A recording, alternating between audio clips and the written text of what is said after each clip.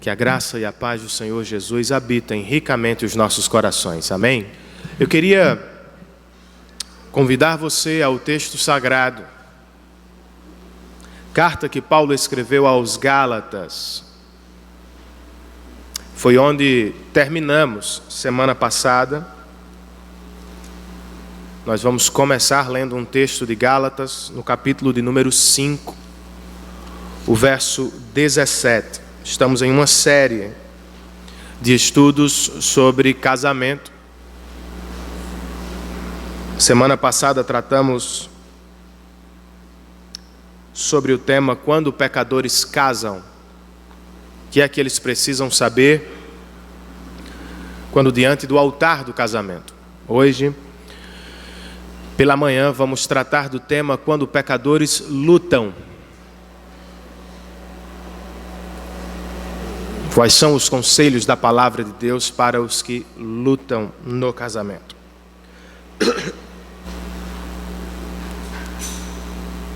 Outro dia, Beatriz chegou da escola super animada. Com um sorriso estampado no rosto, ela trouxe a notícia: pai, eu vou participar de um torneio de vôlei. E antes que eu pudesse esboçar qualquer reação, ela continuou: mas tem um detalhe. Eu tenho que pagar R$15 e ainda vou ficar no banco de reservas. Ela estava muito feliz por ter sido chamada para jogar no time das mais velhas. Ela tem 10, estava sendo chamada para jogar no time das meninas com 12, 13 anos. Então isso gerou alegria no coração dela, mas ela estava declaradamente triste por ter de sentar no banco dos reservas. Ela queria jogar, ela queria entrar em quadra, participar, e não apenas assistir o jogo a uma certa distância. Você se parece com minha filha em alguma medida? Quando praticava esportes, você também não gostava de ficar no banco dos reservas? Se realmente ama o esporte que pratica, ou amava o que praticava, você quer jogar. É assim que funciona. Nós não queremos apenas assistir, nós queremos entrar em quadra, nós queremos participar, queremos jogar. Quando o assunto, porém, é o nosso casamento, por vezes não queremos jogar. Não queremos lutar. Queremos viver os bons dias do casamento, mas não queremos enfrentar os dias de luta. Queremos ter sempre dias de facilidades, e quando os dias de dificuldade aparecem, nós não empreendemos tantos esforços para lutar contra eles. Mas será que temos outra opção a não ser lutar? Semana passada eu disse que o pecado cria uma guerra contra Deus, uma guerra contra o próximo e uma guerra contra você mesmo no seu interior. E o que é o casamento?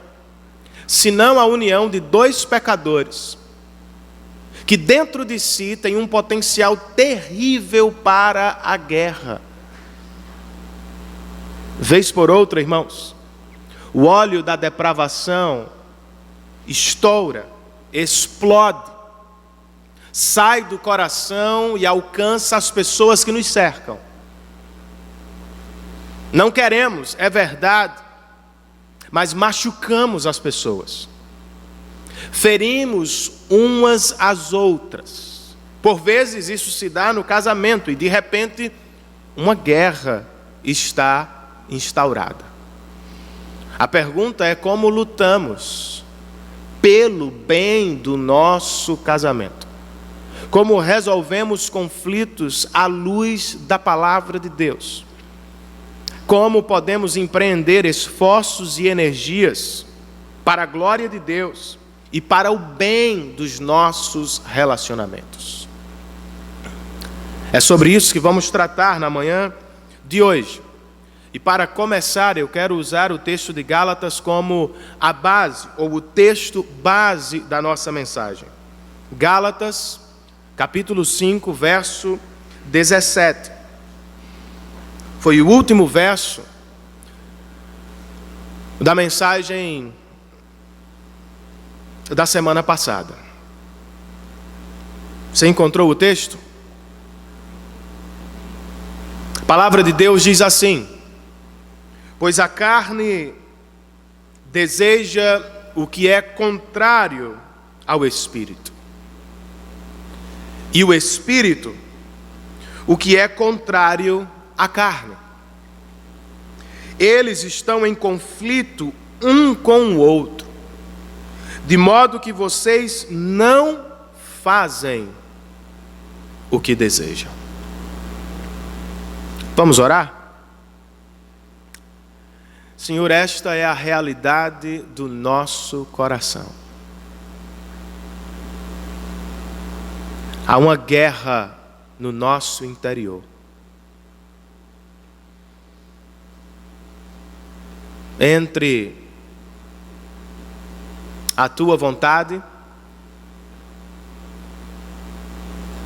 e os nossos desejos. E esta guerra, Senhor, não se limita ao nosso interior. Por vezes, ela foge, machucando as pessoas que nos cercam e fazendo de outras pessoas alvos da nossa depravação. Certamente há algumas pessoas que vivem estas guerras hoje. Quem sabe no casamento. E é por isso que nós te pedimos por avivamento nos casamentos também. Que haja uma profunda compreensão do pecado e que haja um profundo desejo de arrependimento em nossos corações.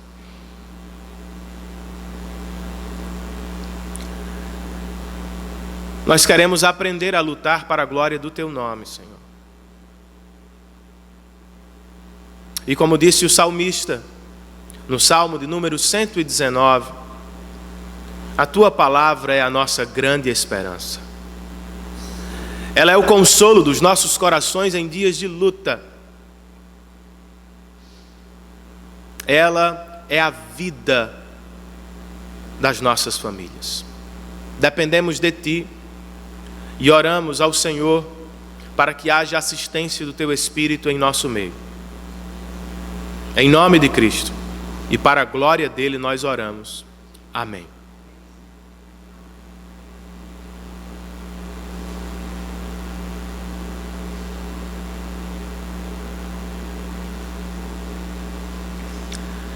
A pequena carta de Paulo aos Gálatas pode ser dividida em 3 partes de tamanho igual. Nós as chamamos, respectivamente, ou em sua ordem, de seção biográfica, seção doutrinária e seção ética. Com a primeira parte, o apóstolo Paulo nos fala sobre como o Evangelho o alcançou ao longo de sua história.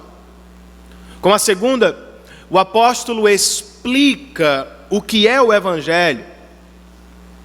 Este Evangelho que o maravilhou. Com a terceira, ele trata de como o Evangelho o transformou radicalmente. Destacando esta terceira parte por agora, a seção ética, eu penso que Paulo quer nos instruir sobre como os cristãos vivem agora. Como pecadores transformados pelo Evangelho vivem hoje. Por um lado, de acordo com Paulo, nós precisamos viver na liberdade do Evangelho. Ou seja, não precisamos mais viver sob a condenação do pecado. Como se pudéssemos conquistar Deus sua salvação e suas dádivas a todo custo. Por outro, o mesmo apóstolo, nesta sessão ética, nos ensina que não devemos extrapolar a liberdade do Evangelho, transformando-a em libertinagem do pecado. Ele nos lembra que, embora livres da condenação do pecado, ainda estamos sob alguma influência do pecado. Embora salvos, ainda travamos uma dura guerra contra o pecado que habita os nossos corações. É por isso que boa parte do capítulo 5 de Gálatas pode ser retratado por uma guerra ou uma luta. O cristão, salvo por Cristo e habitado pelo Espírito, viverá em constante guerra pelo Espírito contra o pecado que habita o seu coração. Esta é a vida cristã de um genuíno cristão. Guerra por progresso na fé, luta por crescimento na santidade. E esta mesma guerra se dá dentro do casamento. Não podemos apenas lutar pelo progresso individual do nosso coração. Nós precisamos lutar pelo progresso do nosso casamento. É o que pecadores salvos fazem. A grande pergunta é como lutamos no casamento e pelo bem do casamento. Na última semana, a palavra de Deus nos ofereceu 3 conselhos. 3 conselhos aos que querem ou já passaram pelo altar do casamento. Nesta manhã, a palavra de Deus vai nos oferecer conselhos. Conselhos que alcançam os que já estão no casamento. Os que já lutam ou querem lutar pelo bem do casamento. Quais são estes conselhos da palavra de Deus? Eu os listei na 2ª página do nosso boletim informativo. 3 conselhos aos que lutam ou aos que querem lutar pelo bem do casamento. Primeiramente, a palavra de Deus nos diz: lutem para vencer a justiça própria. Lutem para vencer a justiça própria, no nosso caso, no casamento. E talvez você esteja dizendo: e se eu não sou casado? Lute ainda para vencer a justiça própria dentro do seu coração, porque ela tem implicações para todos os relacionamentos. Está com a Bíblia aberta em Gálatas? Volte algumas páginas para a sua esquerda. Nós vamos destacar 2 versos do capítulo 2. Os versos 15 e 16.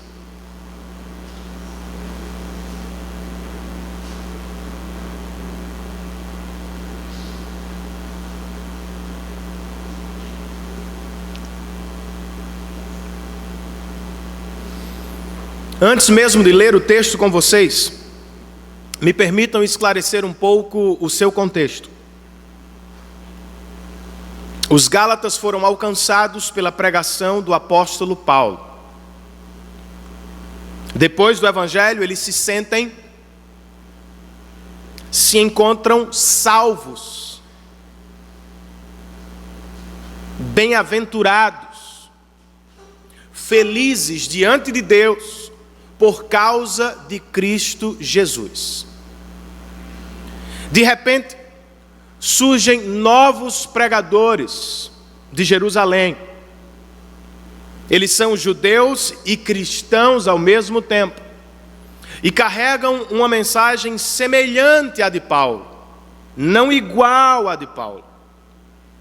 Chegam à região da Galácia e começam a pregar aos cristãos que ouviram o Evangelho através de Paulo. Qual era a mensagem deles? Mais ou menos o seguinte: vocês não estão completamente salvos se apenas acreditaram na graça de Deus através de Jesus Cristo. Se querem realmente ter certeza, se querem realmente ser salvos diante de Deus, vocês precisam conquistar a salvação através da obediência à lei de Moisés. Em outras palavras, se querem ser mesmo cristãos, vocês precisam se tornar judeus. Como será que os gálatas se sentiram? Percebem a confusão? Paulo disse: vocês estão salvos, se depositaram fé em Jesus Cristo. Agora surgem outros pregadores que dizem: não, Cristo não lhes será suficiente, vocês precisam conquistar a salvação. Como é que eles se sentem agora? Confusos e inseguros. Somos ou não salvos? Cristo nos salvou ou será que nós conquistamos a salvação?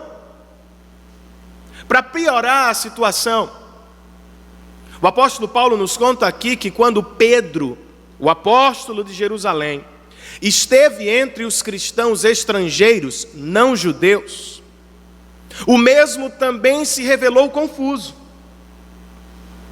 Quando estava com os estrangeiros, Pedro agia como se acreditasse apenas no evangelho para a salvação de judeu e estrangeiro. Mas quando os judeus apareceram, Pedro recuou e deu a entender que acreditava muito mais como judeus. Como será que os estrangeiros se sentiram? Outra vez confusos? Tiveram algum medo? E pior, eu acho, eles se sentiram inferiores.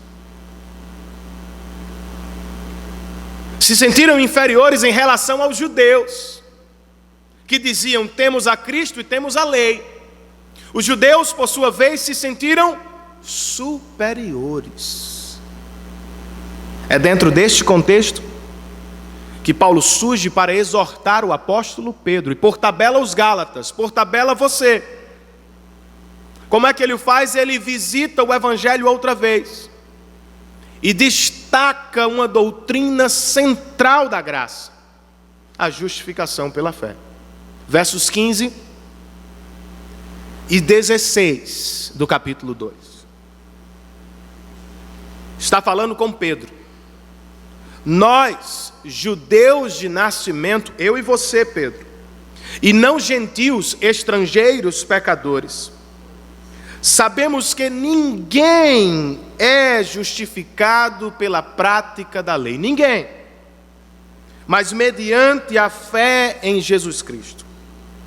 Assim nós também cremos em Cristo Jesus, para sermos justificados pela fé em Cristo, e não pela prática da lei, porque pela prática da lei ninguém será justificado.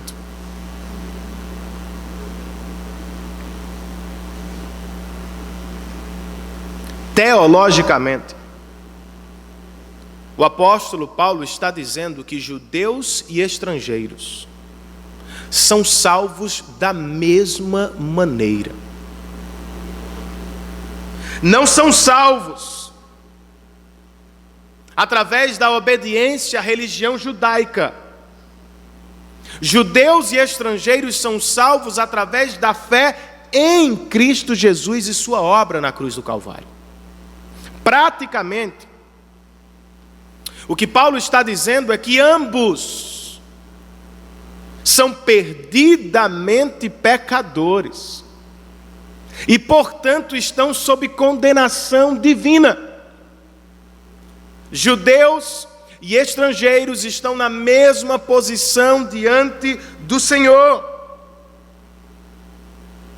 O que significa dizer que nem o judeu deve se sentir superior ao estrangeiro, nem tampouco o estrangeiro deve se sentir inferior ao judeu.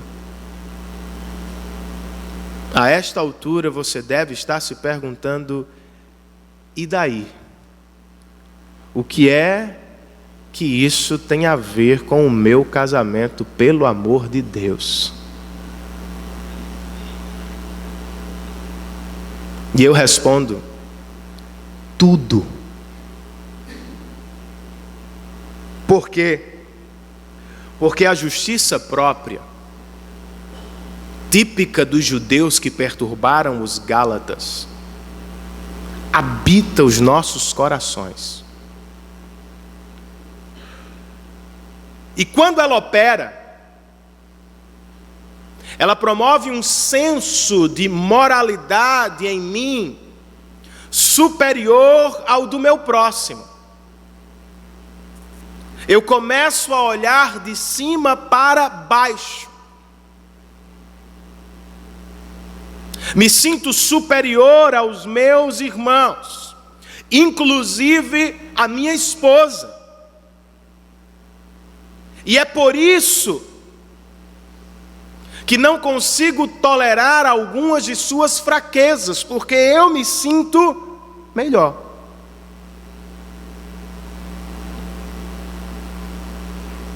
Por vezes você se relaciona com seu cônjuge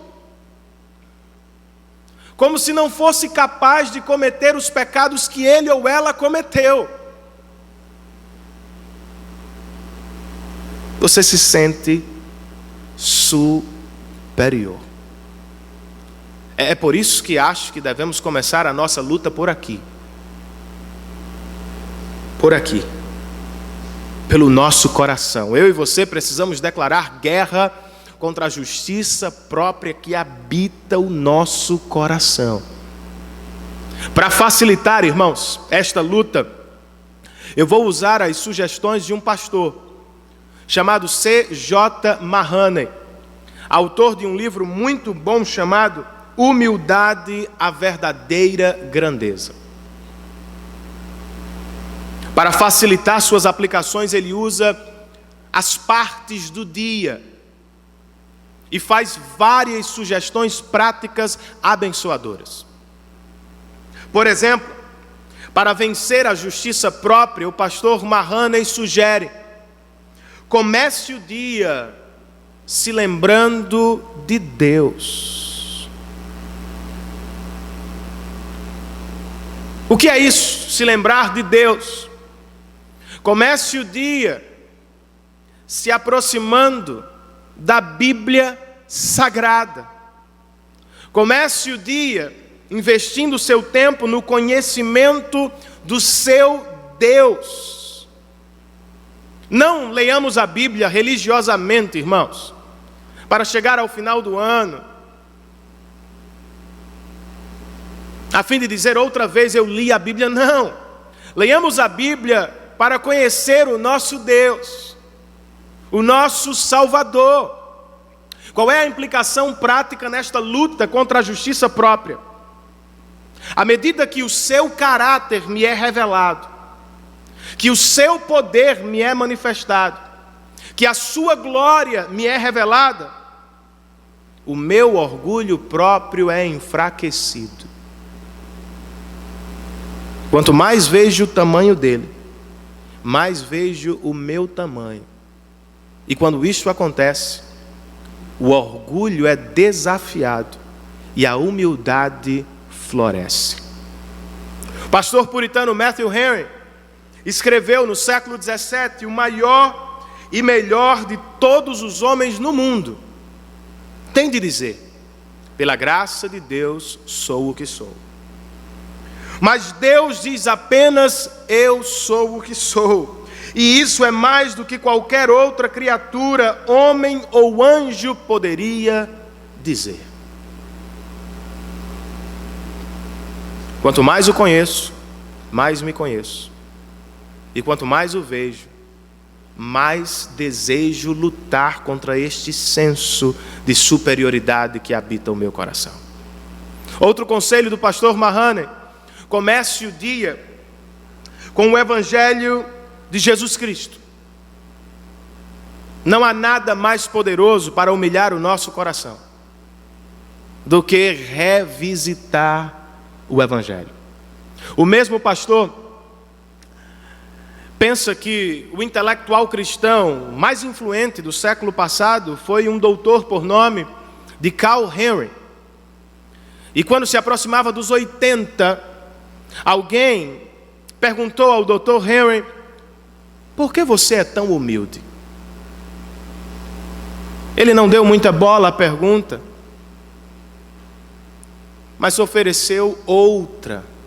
Ele perguntou: como alguém pode ser arrogante quando está ao lado da cruz de Cristo? Não faz sentido, irmãos, ser um cristão genuinamente evangélico e arrogante. Porque quanto mais eu penso no que Cristo fez por mim na cruz do Calvário, no sofrimento que Ele enfrentou, no preço que Ele pagou por causa dos meus pecados, mais eu me lembro de quão pecador era, de quão pecador sou. Eu sou tão pecador que a minha salvação veio através da morte de Cristo Jesus. O Evangelho, portanto, tem o poder de humilhar o meu coração. Max Webb escreve: Deus planejou a salvação de forma que nenhum homem pode se orgulhar dela. Ele não apenas a preparou de um modo que o orgulho fosse desencorajado ou mantido em níveis mínimos. Ele a planejou de tal forma que o orgulho é absolutamente excluído. Você não é salvo pelo que é ou pelo que faz. Você é salvo única e exclusivamente pela obra de Cristo Jesus na cruz do Calvário. Você pode bater no peito e se gabar do carro que tem, seria pecado. Você pode bater no peito e se orgulhar do emprego, da profissão que tem, seria pecado. Mas você não pode bater no peito e se gabar da salvação. Ela não é uma conquista sua. Ela é uma conquista de Cristo na cruz do Calvário. O pastor Mahoney ainda sugere para durante o dia, quando ao longo do dia surgirem problemas e dificuldades, pesados demais para você carregar, deposite-os diante do Senhor e acredite que Ele cuidará de você. O que é isso, irmãos? É o exercício da dependência. Há problemas que você não consegue resolver. E mesmo os que consegue resolver, só consegue pela graça dEle.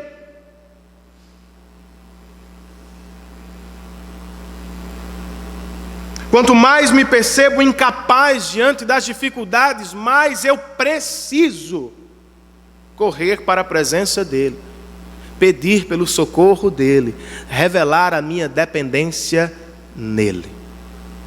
O próprio pastor Mahoney faz um comentário muito interessante.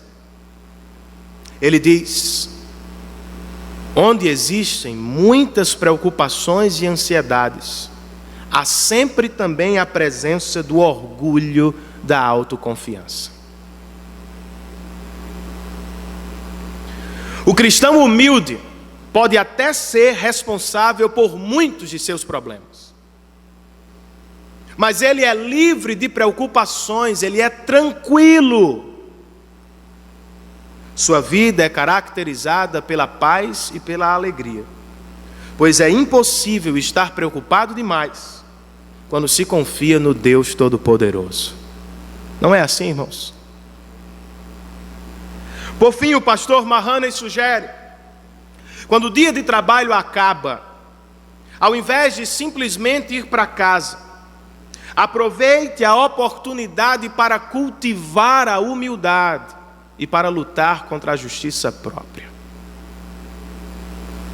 Praticamente, como é que você pode fazer isso? Ele diz: diante de sua lista de afazeres incompleta, você não conseguiu dar conta de tudo, lembre-se que você tem um Deus perfeito e completo. Você não foi muito bem no dia. Não precisa entrar em depressão profunda por isso. Se você é um cristão, você se lembra que de fato não consegue ser muito bom todo dia. Mas por causa de Cristo, você está perfeita e eternamente aprovado por Deus para a glória do nome dele. Você dorme em paz, esperando o cuidado de Deus para o próximo dia. Se você foi muito bem, conseguiu desempenhar suas funções, suas tarefas de maneira exemplar, o que você faz para cultivar a humildade e lutar contra a justiça própria, você dá toda a glória a Deus. Ministrou aquela aula, professor, conseguiu se preparar, conseguiu comunicar, alcançou a mente e o coração dos alunos, eles responderam, você sai da classe maravilhado. Você tem duas opções: uau, como eu sou bom; uau, como ele é grande e misericordioso. Recapitule o seu dia, perceba a ação da graça de Deus, a ajuda do Senhor naquela consulta, naquela aula, naquele serviço, e ao final diga: Senhor, muito obrigado por tudo, a ti toda glória para sempre. E antes de dormir,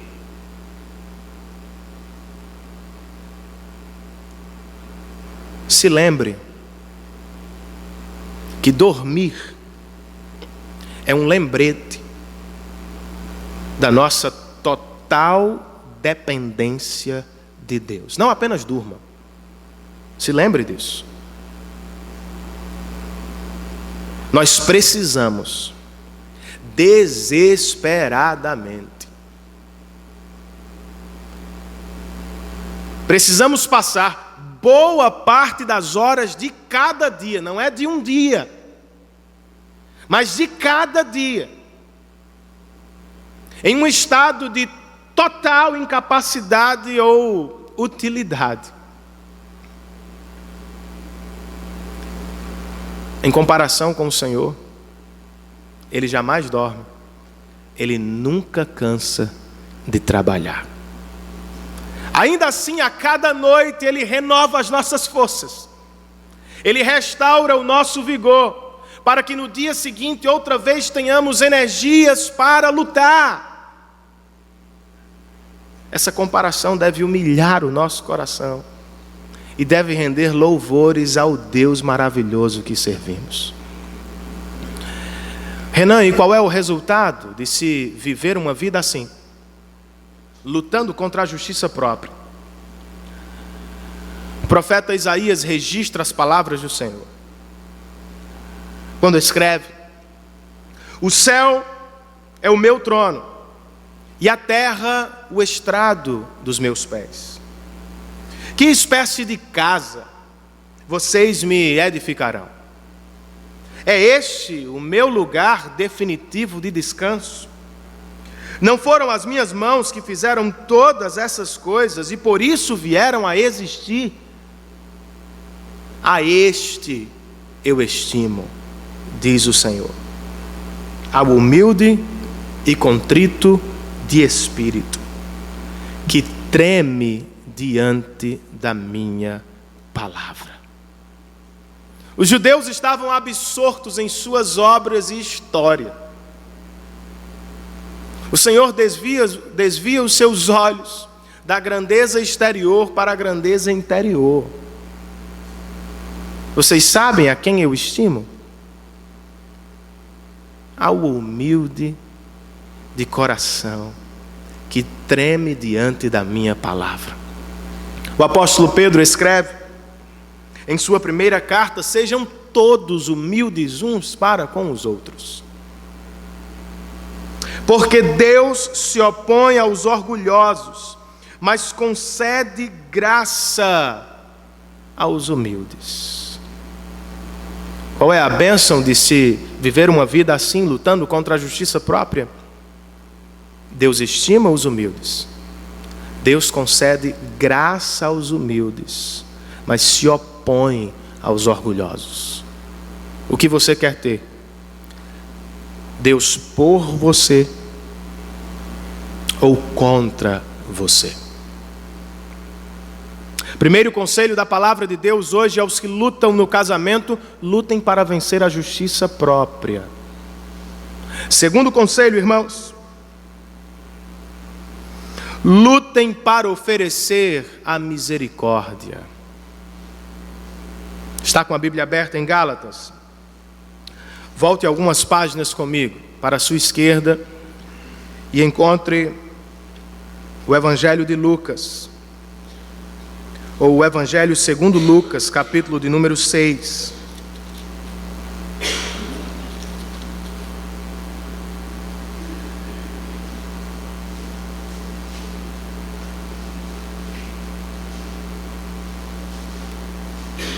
Evangelho segundo Lucas, capítulo de número 6.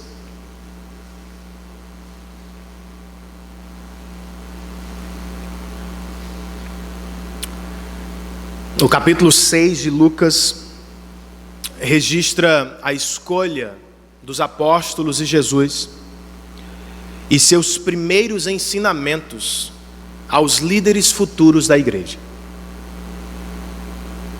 Inicialmente, Lucas nos conta que Jesus escolheu os apóstolos depois de uma noite inteira de oração. Ao amanhecer, seus primeiros ensinamentos foram o que nós chamamos de bem-aventuranças. No texto de Lucas, 4 bênçãos maravilhosas, que são seguidas de 4 ais, ou 4 advertências perigosas. Logo depois, sem intervalo entre as aulas, Jesus os leva à questão dos inimigos. De acordo com Jesus, seus discípulos terão inimigos ao longo do caminho. Algumas pessoas vão persegui-los, maltratá-los e desprezá-los. Como é que devem responder? Saltando sobre boa parte da resposta, nós vamos ao clímax dela, quando lemos os versos 35 e 36 do capítulo 6. Palavras de Jesus: amem, porém, os seus inimigos. Façam-lhes o bem e emprestem a eles, sem esperar receber nada em troca. Então, a recompensa que terão será grande, e vocês serão filhos do Altíssimo, porque Ele é bondoso com os ingratos e maus. Sejam misericordiosos, assim como o Pai de vocês é misericordioso. Notemos algo neste texto: não somos os únicos pecadores do mundo. Por vezes sofremos com os pecados que cometemos. Em outros momentos sofreremos com os pecados das outras pessoas. Seremos alvos dos pecados das outras pessoas. Como é que respondemos? Amem seus inimigos. Se você ler o texto com cuidado em casa, você vai perceber que estes inimigos perseguem, maltratam e desprezam os discípulos. E Jesus diz aos discípulos: amem estas pessoas que tornarão a vida de vocês muito difícil. Por quê? Acabamos de ler a resposta. Porque Ele é bondoso com os ingratos e com os maus. Porque Ele é misericordioso, vocês também serão. Percebeu a mensagem? Ele é bondoso com os maus. Ele é bondoso com os ingratos. Com você. Comigo. Quando ainda o odiávamos, Ele foi bondoso conosco. Quando ainda éramos seus inimigos, Ele se aproximou para ser nosso amigo. Quando ainda estávamos sob a condenação da lei de Deus, Ele foi à cruz do Calvário para se oferecer no nosso lugar, a fim de nos conquistar misericórdia e graça. Qual é a mensagem do texto? Se você se reconhece um dia mau e ingrato, se você se reconhece hoje alvo da misericórdia de Deus, a mesma misericórdia vai brotar do seu coração.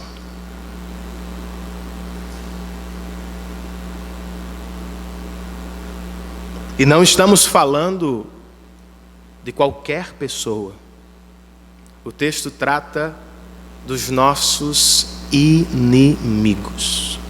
A misericórdia vai brotar para alcançar os nossos amigos, mas também os nossos inimigos. E outra vez, você me olha com alguma dúvida, se perguntando o que é que este texto tem a ver com o meu casamento. Lucas 6 não descreve o meu relacionamento. Afinal, inimigos não se casam. Homens não se casam com mulheres que odeiam. Pessoas que se maltratam, se perseguem, não vão ao altar e dizem sim diante de Deus. Qual é a relação entre esse texto e o meu casamento? De acordo com Lucas, irmãos, Jesus está mostrando a abrangente extensão da misericórdia. E ao tratar de assuntos graves e extremos, Ele nos coloca diante do padrão que deve tomar toda a nossa vida. É como se Jesus estivesse dizendo: tratemos da misericórdia agora. Vamos começar dos casos mais extremos, dos inimigos de vocês, das pessoas que maltratam vocês, perseguem vocês, machucam vocês continuamente. Por quê? Porque ao aprender a lidar com inimigos permanentes, nós aprendemos a lidar com inimigos ocasionais, que eventualmente tornam a nossa vida difícil. Não é assim que funciona o casamento? Não são dois inimigos declarados, mas vez por outra, a coisa esquenta. E se eu tenho que tratar os casos extremos com misericórdia, como não devo tratar o meu cônjuge?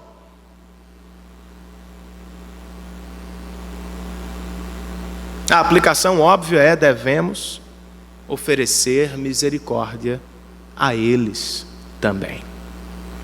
Como é que a misericórdia funciona dentro dos nossos relacionamentos? Ou dentro do nosso casamento, a partir deste texto? 3 aplicações e uma promessa muito interessante.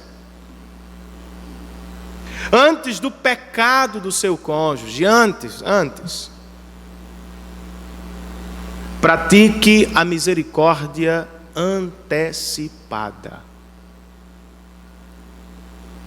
Percebam, o texto declara que Deus é bondoso. Deus é misericordioso. Ele não se torna. Ele não se revela misericordioso depois do pecado. Ele sempre foi. Qual é a ideia, irmãos? Eu não preciso esperar o pecado do meu cônjuge para então oferecer misericórdia antes mesmo do pecado. Eu preciso praticar a misericórdia antecipada através de atos de bondade.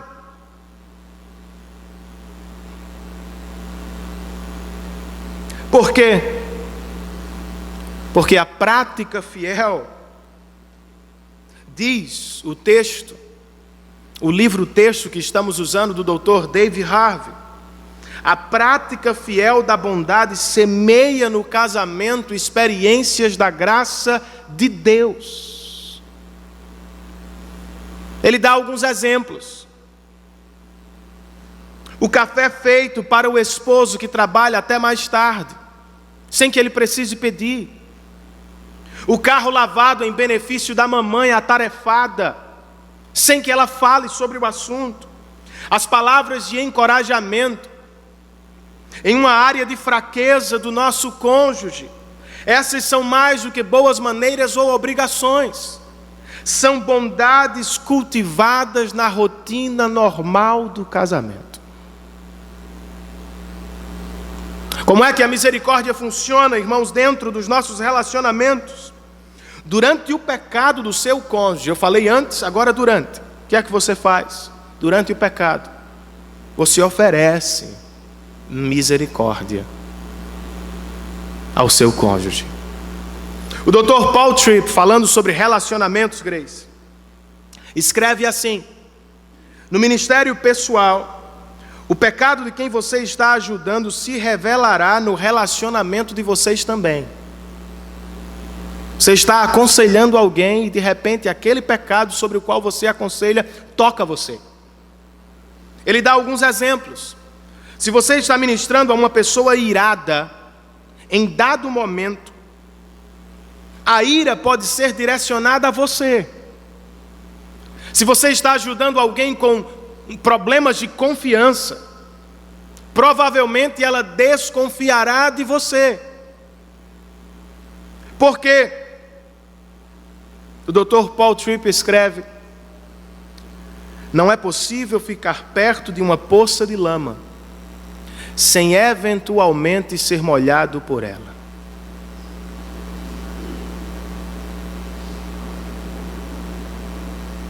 E em alguns momentos da vida nós somos todos assim.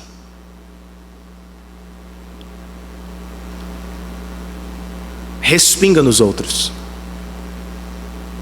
suja os outros, machuca os outros.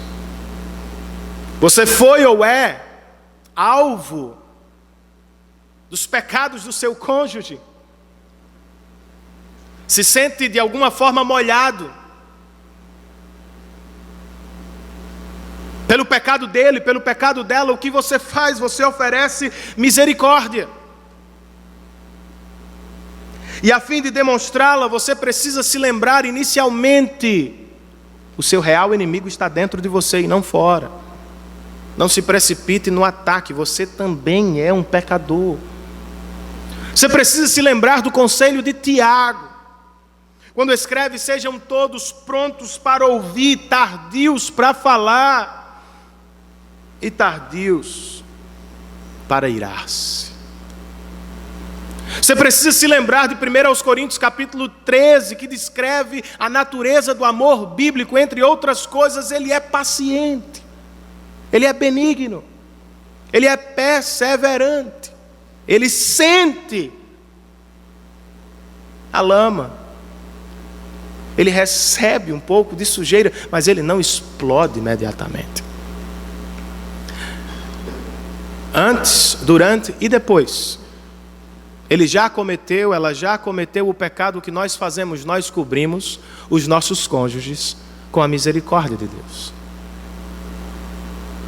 Ela errou de novo. Pastor, ele fez de novo. Há algumas coisas que os cônjuges fazem que sempre irritam mais, e são geralmente coisas pequenas. Você tem duas opções: levar seu esposo a uma sessão de exorcismo do outro lado da Epitácio, ou você pode anotar as pequenas coisas que sua esposa faz no caderno das acusações, para usar quando for preciso. Será que estas são as melhores ou as únicas opções?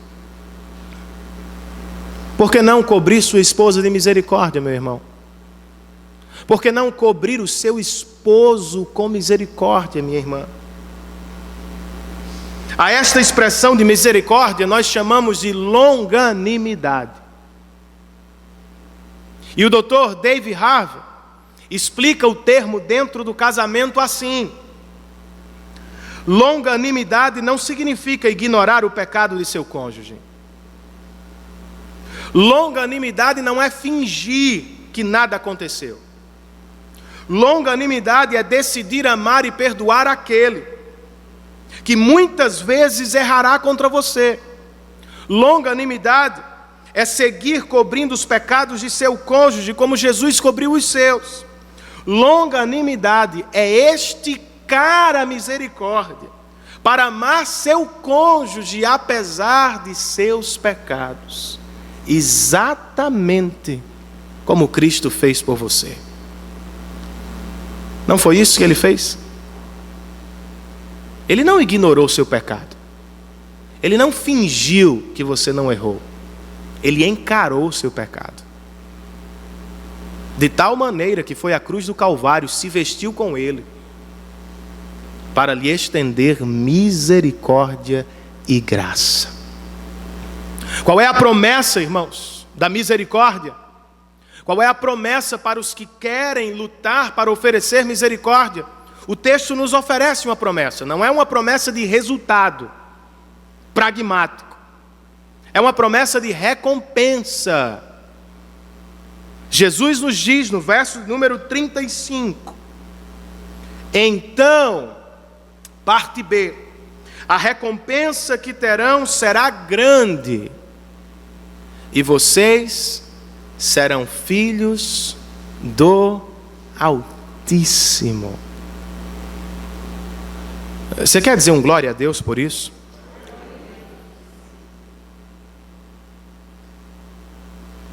Não se trata de uma promessa de resultados, mas de recompensa. A misericórdia não promete mudar o outro. A misericórdia promete mudar você. Quanto mais você emprega esforços e energias para ser misericordioso na direção dos outros e do seu cônjuge, mais você se aproxima do Deus Todo-Poderoso, para desfrutar com Ele de uma relação íntima. Você o chama de Pai. Por vezes você ora e pede por misericórdia, por ele, por ela. Senhor, muda, transforma. E a misericórdia está dizendo: eu vou fazer isso com você. As coisas podem mudar ou não, as pessoas podem mudar ou não, mas se você caminhar pelo caminho, pela estrada da misericórdia, você será transformado e desfrutará a misericórdia do seu Pai. Amém, queridos? Por fim, o último conselho da palavra de Deus é este: lutem para viver o perdão no casamento. Capítulo 18 de Mateus. Vá outra vez para a sua esquerda. Qual é o assunto principal de Mateus 18? A maneira como tratamos os nossos irmãos. Para começar, Jesus diz: vocês precisam ser humildes como as crianças. Logo depois, através de uma parábola, ele diz: se um irmão de vocês se perder, vocês precisam procurá-lo como um pastor procura uma ovelha perdida. Se um irmão pecar contra vocês, vocês precisam fazer de tudo para perdoá-lo e para viver a reconciliação. Este é o contexto, como tratamos os nossos irmãos, inclusive os irmãos que falham conosco. Dentro desse contexto, Pedro aparece com uma pergunta curiosa, verso 21 do capítulo 18.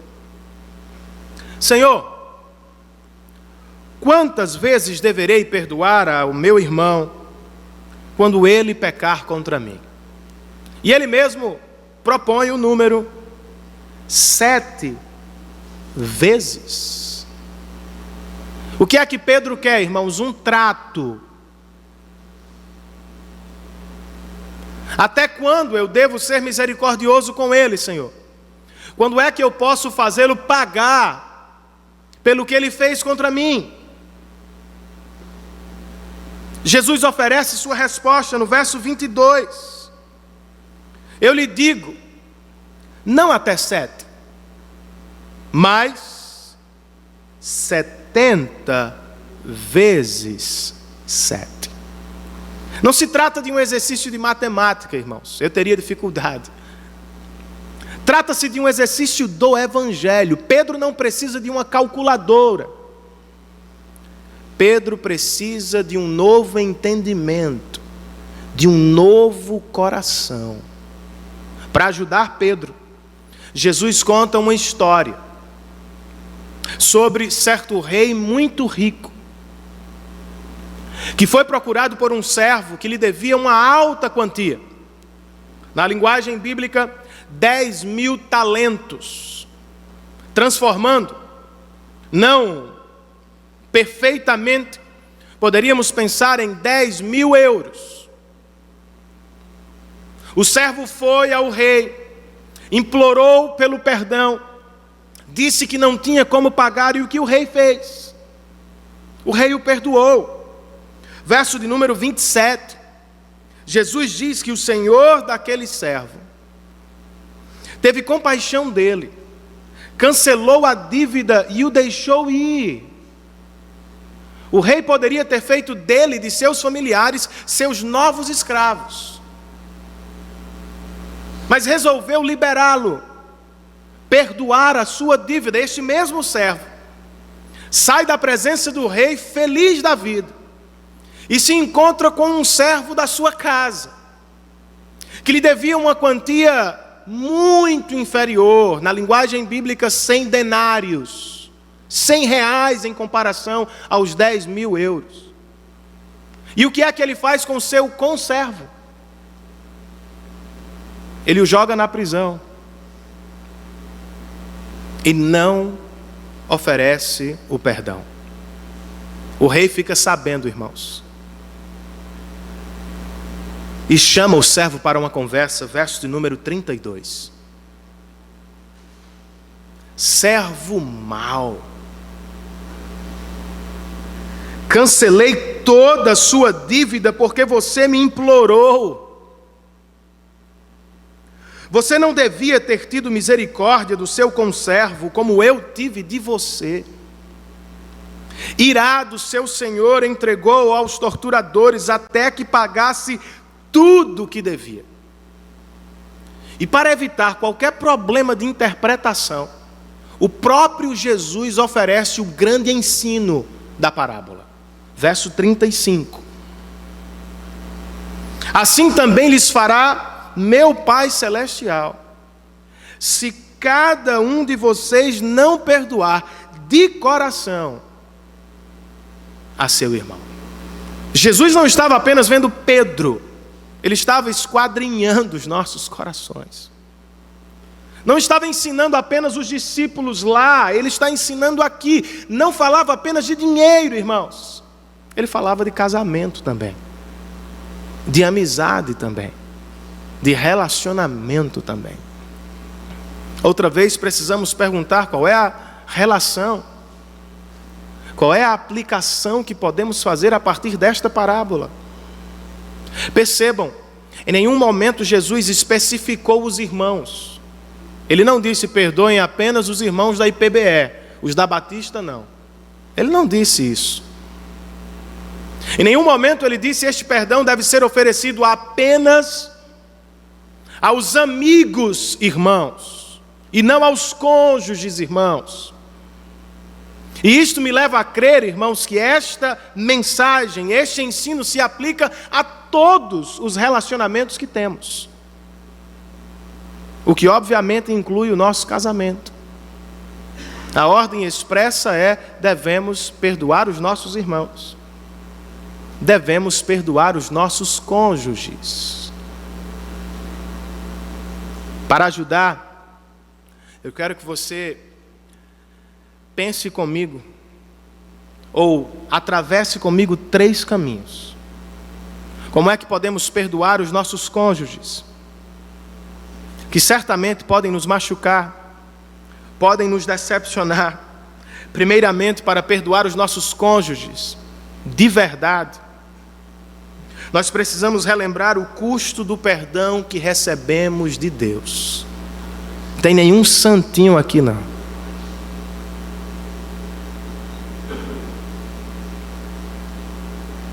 Por vezes avaliamos a questão através dos valores do mundo. Quer um exemplo? Nós olhamos para os nossos pecados contra os nossos cônjuges como pecados comuns: preguiça, rispidez, negligência, e damos a eles o valor de 100 denários. Não é nada. Olhamos para os pecados do nosso cônjuge, dos outros, como grandes e caros pecados: 10.000 talentos. Qual é o problema desta avaliação, irmãos? Quando avaliamos os nossos pecados assim, nós deixamos de perceber a gravidade do que fizemos contra Deus. O nosso Pai é muito amoroso e bondoso, e certamente cuidará de você, alvo dos pecados do seu cônjuge. Nenhum pecado do seu cônjuge vai passar sem ser percebido por Deus. Ele é santo. No entanto, nenhum pecado seu também passa por ele sem ser percebido. Com a mesma severidade, santidade e misericórdia que ele trata os pecados dos outros, ele deve tratar os seus. O que me leva a dizer, com o Dr. J. Packer, que não há pecado pequeno, irmãos, quando pecamos contra um Deus grande. Os puritanos tinham uma oração interessante. Eles pediam: nunca me deixe esquecer que a crueldade do pecado reside não tanto na natureza do pecado que cometo, mas sim na grandeza da pessoa contra quem eu peco. Não é tanto o que eu faço, é contra quem eu faço o que faço. Dr. David Harvey explica: o pecado é infinitamente maligno, porque rejeita aquele que é infinitamente bom e santo. Conheci um senhor que falava muito mal da sua esposa. Sempre depreciava sua esposa com comentários feios. E ele não conseguia se controlar, vez por outra, pá, no meio de todo mundo e comigo. Teve um dia que eu peguei ar com ele, irmãos. Disse: meu irmãozinho, você acha que ela é a única pecadora mesmo no seu casamento? Ele me olhou assim com algum espanto. Será que ele sabe de alguma coisa? Eu sei, irmãos. Sei mesmo. Eu sei acerca de vocês, vocês sabem acerca de mim. Não tem nenhum santo aqui, nós somos todos grandes pecadores diante de um Deus santo. O que me leva a afirmar que não cometemos pecados de 100 denários. Somos todos pecadores de 10.000 talentos. Porque quando pecamos contra uma pessoa, por exemplo, nosso cônjuge, pecamos contra a imagem de Deus que reflete sobre ele. Rejeitamos a bondade, a perfeição e a sabedoria de Deus. Mas como é que ele nos trata, irmãos? Ele nos joga na prisão como servo da história, ou Ele nos perdoa como o rei da história? Para perdoar de verdade, você precisa sentir-se e saber que foi perdoado de verdade em Cristo Jesus. Para ofertar perdão a quem lhe machuca, você também precisa considerar o custo do perdão que precisa oferecer. Não é barato perdoar.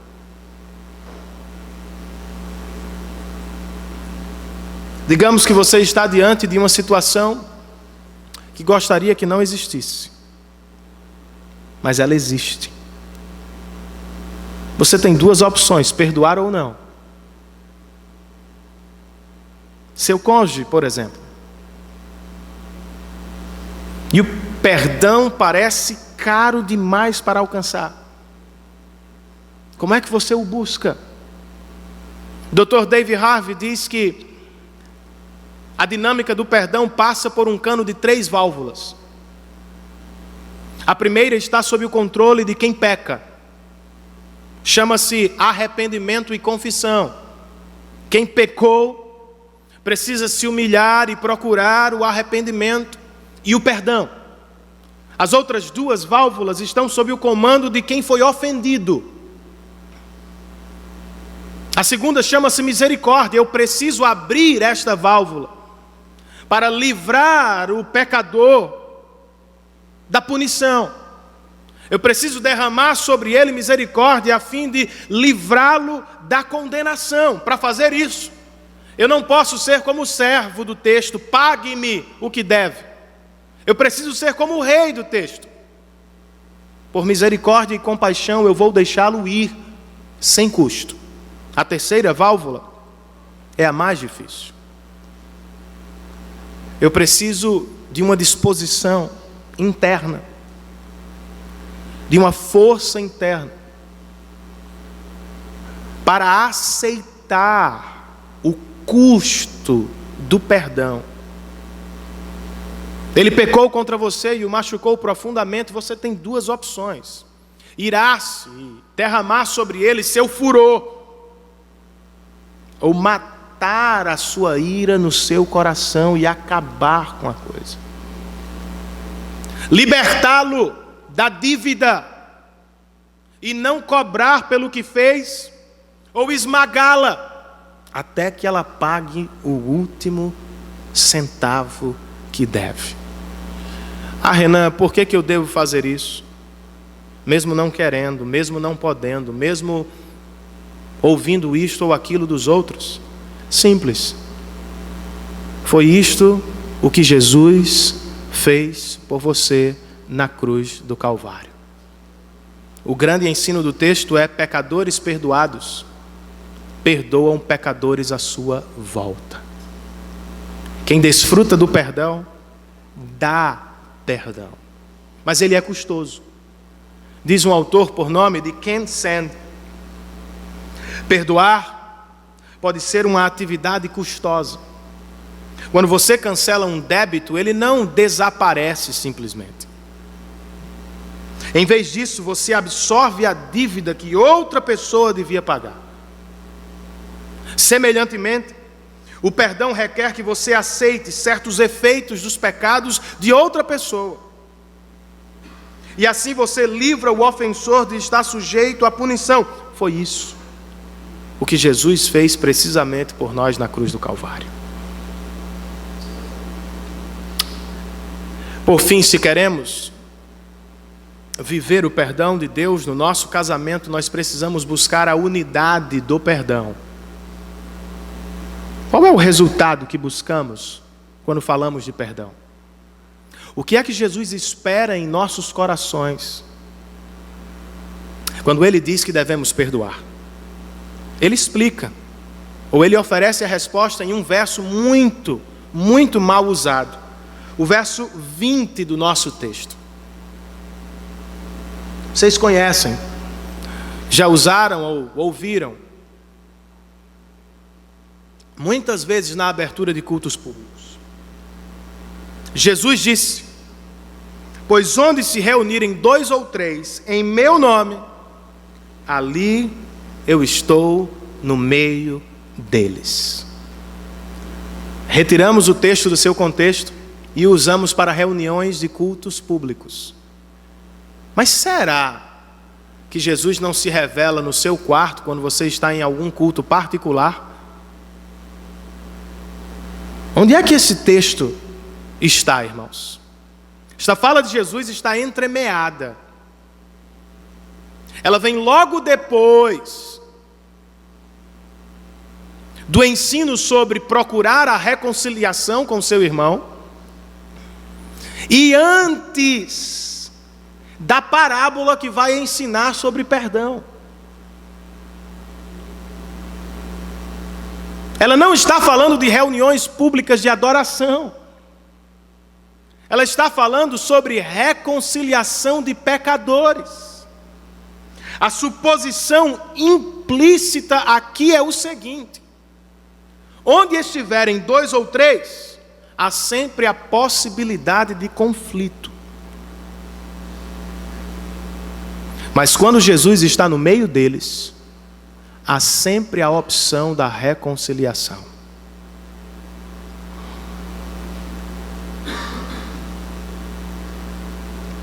Onde existem 2 ou 3, na igreja, na família, no trabalho, há sempre a possibilidade do conflito. Esta é a realidade pós-queda dos nossos relacionamentos, conflito.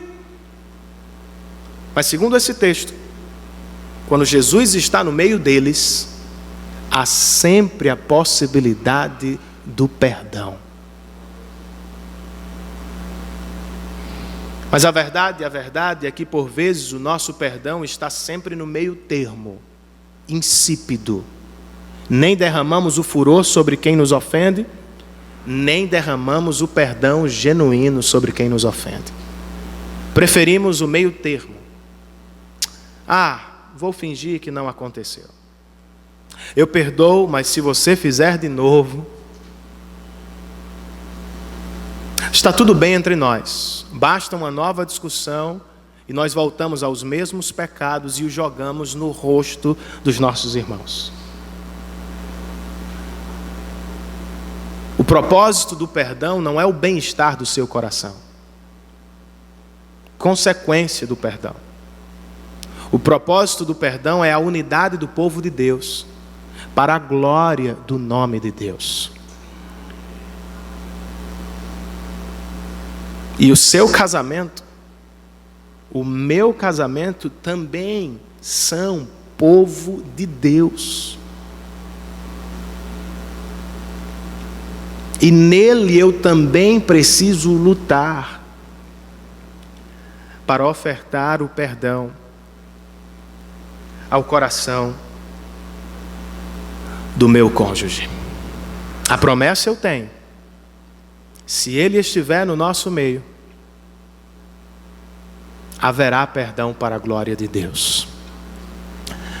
Vocês se lembram do jogo de vôlei, do torneio de vôlei com o qual eu comecei a mensagem? Pois bem, nós fomos.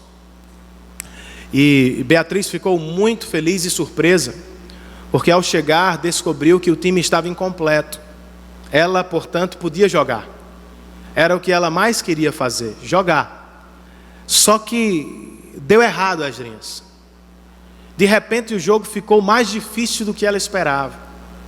As meninas eram mais velhas, mais fortes, maiores. E o time dela apanhou. Quando o treinador pediu tempo, ela correu meio que acanhada e às escondidas disse: pai, eu estou pensando em desistir porque o negócio está muito difícil. No bom sentido, eu a exortei, irmãos. Disse: filha, você não vai desistir, não. Às vezes, o jogo é fácil. Na escola, com suas amigas, mesma idade, tranquilo. Às vezes é mais difícil. Suas amigas dependem, precisam de você. Se você sair do time, o jogo acaba. Elas contam com você. Você vai voltar e vai fazer o seu melhor. Ganhando ou perdendo, você vai ficar do lado delas. Ela recobrou as emoções, recebeu um abraço do treinador também e partiu para a luta. E de fato foi melhor do que antes. Não conseguiram a vitória, mas ela marcou diversos pontos e ajudou as amigas a lutar. Olhando para aquele momento, eu me lembro do que Jesus fez por mim. Ele precisava mesmo ir à cruz? Havia sobre ele alguma culpa? Algum pecado? Não. Mas ele lutou por mim. Sofreu por mim. Foi até o fim para me dar o perdão que eu não podia conquistar. E agora o que ele espera de mim e de você? Que lutemos por nossas famílias, que lutemos por nossos casamentos. Qual é a promessa que temos? Quanto mais buscamos a misericórdia para ofertar aos outros, mais teremos a misericórdia do Pai sendo derramada sobre nós. Quanto mais lutamos contra o nosso coração para dar o perdão, mais desfrutamos o perdão de Deus revelado em Cristo Jesus. Eu não estou perguntando se você quer perdoar. Não estou perguntando ou afirmando que é fácil perdoar. O que eu estou dizendo é que é um mandamento bíblico. E é o que o Senhor espera de cada um de nós. Que Ele aplique essa palavra aos nossos corações, enquanto rapidamente participamos de uma foto do perdão de Deus, a mesa do Senhor, o que chamamos de Santa Ceia do Senhor. Este é um bom momento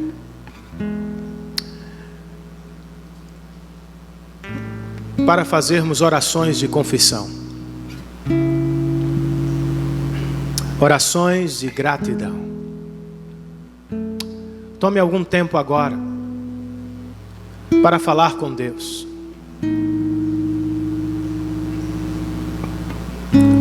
Sobre os seus pecados, sobre o seu casamento e sobre a salvação que Ele lhe conquistou na cruz do Calvário.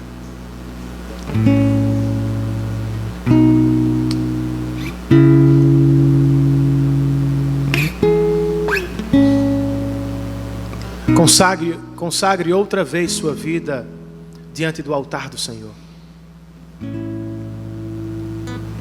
Arrependa-se dos seus pecados. Procure a graça e a misericórdia de Deus outra vez. Peça por perseverança, santidade, domínio próprio que nos falta tanto, fé, longanimidade. Senhor, nós precisamos de Ti,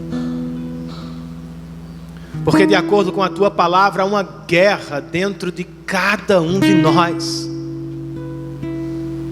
Não conseguimos ser quem queremos, não conseguimos fazer tudo o que desejamos. Por vezes a lei do pecado nos escraviza, por vezes a carne vence os nossos desejos, de modo que não conseguimos ser quem o Senhor espera de nós. Por isso, como Agostinho orou, nós oramos também.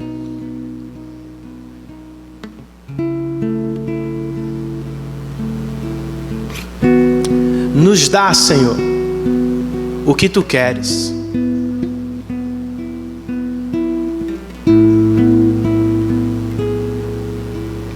Nos dá o que Tu ordenas de nós.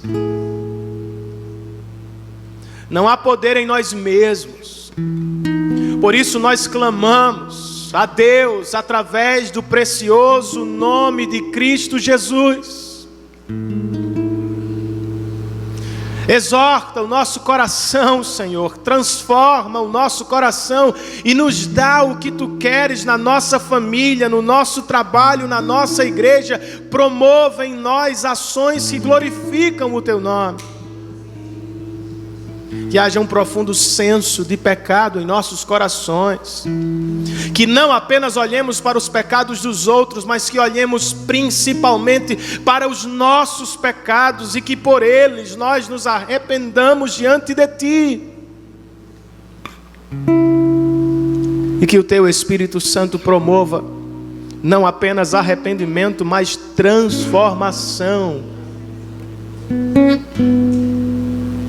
Que não lutemos apenas uns contra os outros, mas que lutemos uns com os outros para a glória do Teu nome, para o bem da nossa igreja, para o bem das nossas famílias.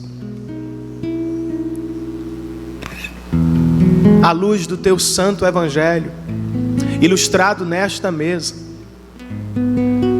sob o poder do Teu Evangelho. Esta é a nossa oração, Senhor. Em nome de Jesus. Que o amor de Deus, nosso Pai, a graça salvadora de Jesus Cristo,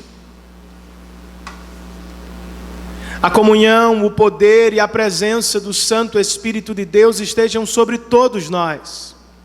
E todos nós, a uma só voz, dizemos amém. Que Deus nos abençoe, queridos, em Cristo Jesus. E que Ele nos dê um ótimo domingo na presença dEle.